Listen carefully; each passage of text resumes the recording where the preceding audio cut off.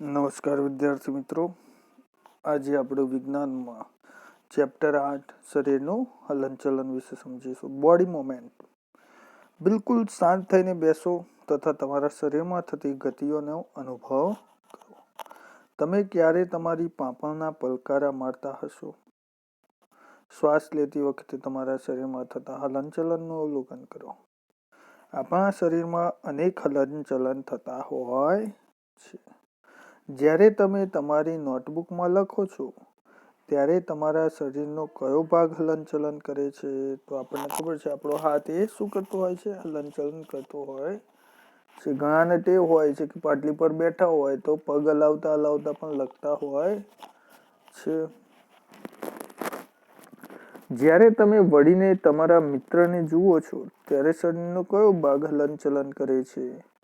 તમે વળીને જુઓ તો તમે કમરનો ઉપયોગ થયો અને તમારે માથું જે થોડુંક વળશે. ઉપરોક્ત બધા ઉદાહરણોમાં તમે ત્યાંના ત્યાં જ રહો છો છતાં પણ શરીરનો કોઈને કોઈ ભાગ હલનચલન કરે છે. તમે ઊભા થઈને એક સ્થાનેથી બીજા સ્થાને જાઓ છો. તમે તમારા શિક્ષક પાસે જાઓ છો.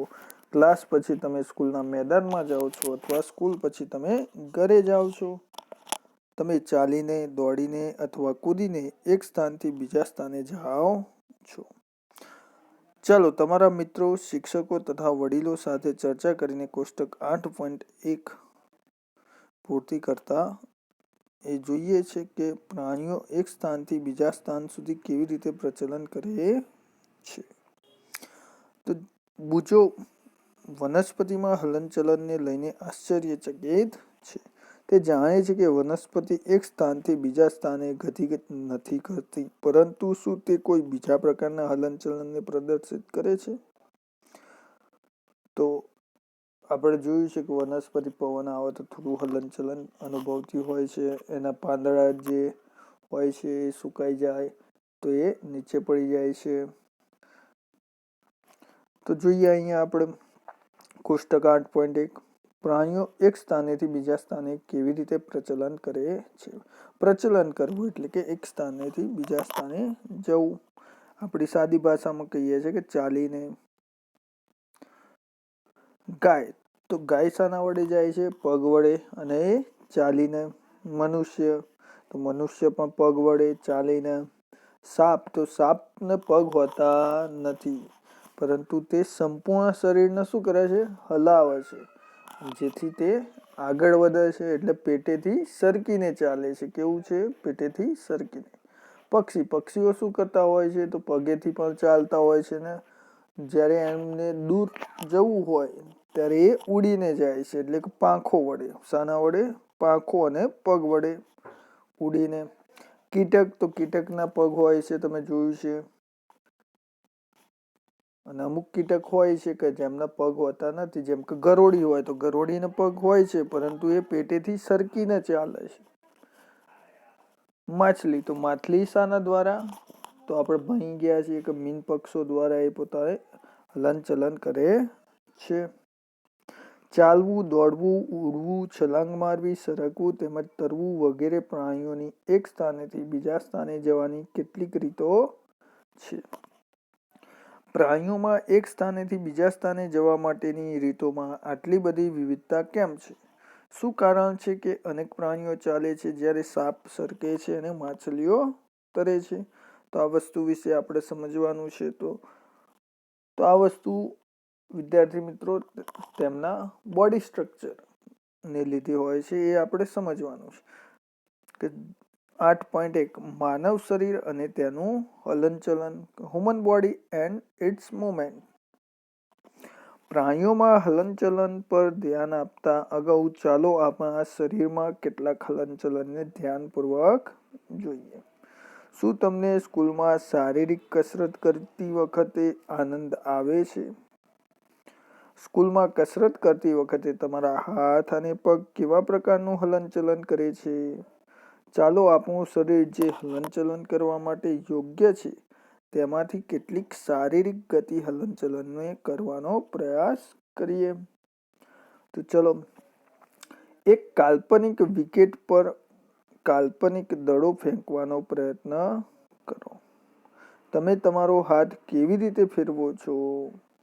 શું તમે તમારા ખભાથી વર્તુળાકાર ગતિમાં ફેરવો છો? શું તમારો ખભો પણ હલનચલન કરે છે? પીઠ પર તો તમે બોલિંગ કરતા હોવ ત્યારે શું તમારું શરીર દોડતું હોય છે અને તમારો હાથ શું કરતો હોય છે? મુવમેન્ટ કરતો હોય છે.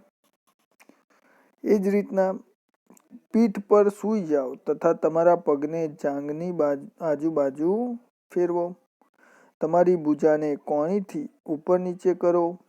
તેવી જ રીતે પગને ઘૂંટણથી વાળો. તમારા હાથને તમારી પાસ બાજુમાં સીધો ખેંચો.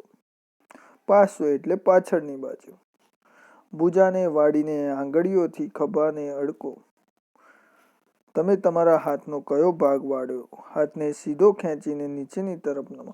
ટૂંકમાં મિત્રો આપણે જે મુવમેન્ટ કરીએ છીએ કે હાથની મુવમેન્ટ, કાંડાથી ફેરવવું, ખભાથી ફેરવવું, કોણીથી ઉપર નીચે કરવો, પગમાં પણ એવું ઘૂંટણથી ઉપર નીચે પગ કરવો,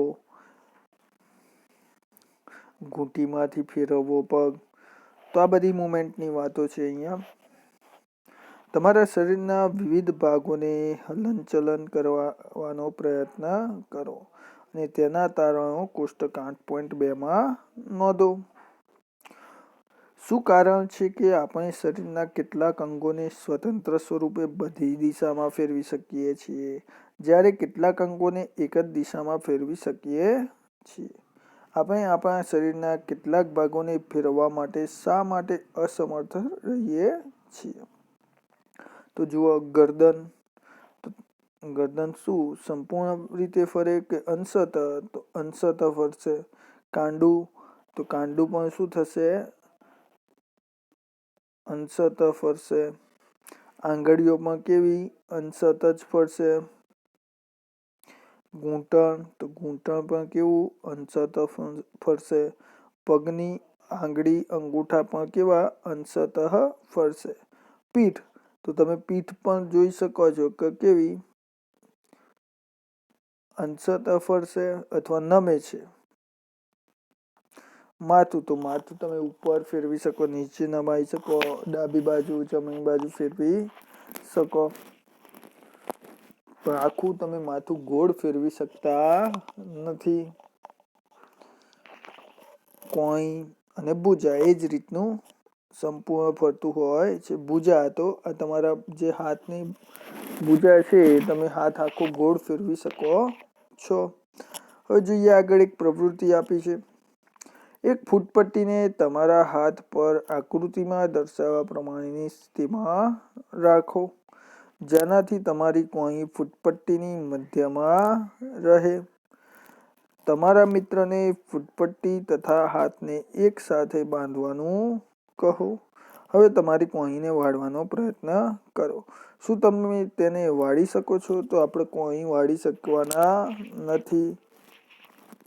શું તમે ધ્યાન આપ્યું છે કે આપણે શરીરના વિભિન્ન ભાગોને એ સ્થાનેથી વાળી અથવા ફેરવી શકીએ છીએ જે સ્થાને બે ભાગો એકબીજા સાથે જોડાયેલા હોય? ફોર એક્ઝામ્પલ, એટલે કે ઉદાહરણ તરીકે તમને કીધું છે કોણી છે, ખભો છે, ગરદન. તો તમે જોઈ શકો છો ત્યાં શું હોય છે? બે ભાગ એકબીજા સાથે જોડાયેલા હોય છે. જે તમારી ગરદન છે એ ક્યાં જોડાયેલી હોય છે? તમારા ધડ સાથે જોડાયેલી હોય છે. હાથ છે તો હાથ એ પણ ક્યાં જોડાયેલા હોય છે? ધડ સાથે જોડાયેલા હોય છે.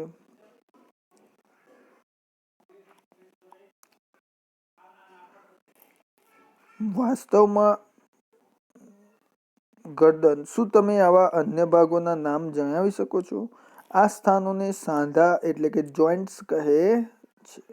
શું આપણા શરીરમાં કોઈ સાંધા ન હોત તો? તમારી દ્રષ્ટિએ કોઈ પણ પ્રકારનું હલનચલન સંભવ થઈ શકે? તો સાંધા ના હોય તો આપણે હલનચલન કરી શકીએ નહીં, અને આપણું શરીર રબર જેવું હોત અને આપણે તરત શું થઈ જતા? ઢળી પડતા. એટલા માટે સાંધાની જરૂર હોય છે. આપણે અક્કડ થઈ જતા એકદમ. તો એ ના થાય એના માટે આપણે સાંધાની જરૂર હોય છે. વાસ્તવમાં સાંધાઓને કઈ કઈ વસ્તુઓ પરસ્પર જોડે છે? તમારી આંગળી વડે તમારું માથું, ચહેરો, ગરદન, નાક, કાન, ખભાની પાછળ હાથ, પગ, આંગળી તેમજ પગની આંગળીઓ દબાવો. શું તમને એવો અનુભવ થયો કે તમારી આંગળી કોઈ કઠણ વસ્તુને દબાવી રહી છે? આ કઠણ સંરચનાઓ હાડકાં છે. તમારા શરીરના અન્ય ભાગોમાં આ પ્રક્રિયાને પુનરાવર્તિત કરો. આટલા બધા હાડકાઓ? જ્યારે હાડકાને વાળી શકતા નથી તો આપણી કોણીને કઈ રીતે વાળી શકાય છે? હાથના ઉપરના ભાગથી લઈને કાંડા સુધી એક જ હાડકું નથી હોતું. વાસ્તવમાં અનેક હાડકાઓ કાંડા સુધીના ભાગમાં જોડાયેલા હોય છે. આવી જ રીતે આપણા શરીરના પ્રત્યેક ભાગમાં અનેક હાડકાં આવેલા છે. આપણે આપણા શરીરને એ જ બિંદુથી વાળી અથવા હલનચલન કરાવી શકીએ છીએ કે જ્યાં આ અસ્થિઓ એકબીજા સાથે જોડાયેલ હોય. વિભિન્ન હલનચલન અને પ્રવૃત્તિઓ કરવા માટે આપણા શરીરમાં અનેક પ્રકારના સાંધા આવેલા હોય છે.